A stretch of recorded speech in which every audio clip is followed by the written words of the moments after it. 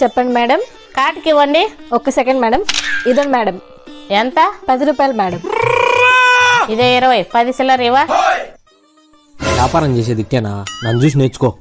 Madam 10 rupees change లేదు, రేపు వచ్చి తీసుకోగలరా? 10 రూపాయల కోసం రేపు మళ్ళా రావాలా? లేదంటే 10 రూపాయల్లో ఇక్కడ ఏమన్నా కనపడుతున్నాయి తీసుకోండి మేడం. బాగా చూసుకోండి, ఇబ్బంది ఏం లేదు. అదో ఆ స్టిక్కర్ ప్యాకెట్ ఇవ్వండి. ఇదండి మేడం.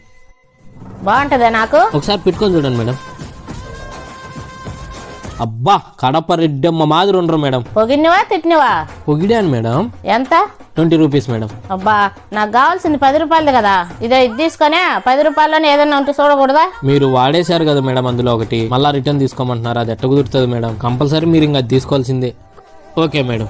ఏంది ఓకే? నాకు రావాల్సిన 10 రావాలిగా. ఓహ్ సారీ, 10 రూపాయలకి పాన్స్ పౌడర్ తీసుకోండి మేడం. ఇదేదో ముందే ఇవ్వచ్చుగా. మీరు ముందే అడగచ్చుగా 10లోనే చూపిమని. ఇది వ్యాపారం.